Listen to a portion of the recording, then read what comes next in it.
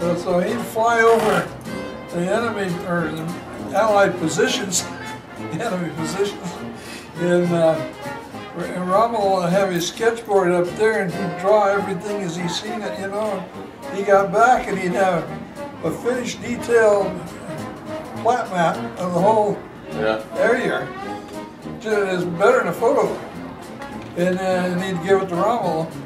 Well, he was, Robbie was a real artist.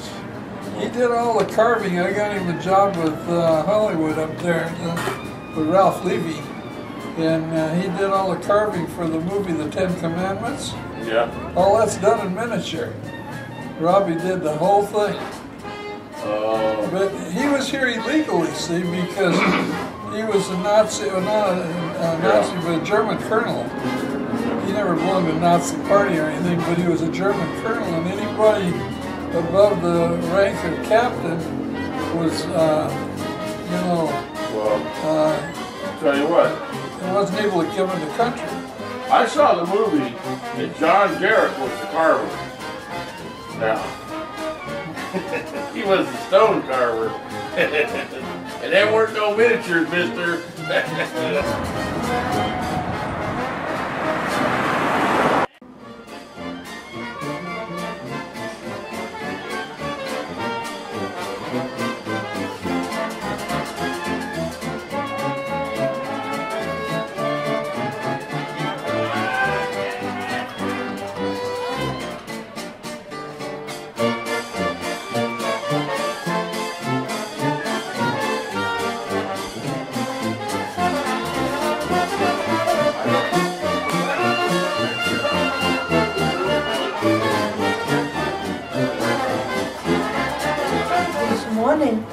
I'm gonna give her that cake to Mikey. He said, no, they said, there's the Krabbies.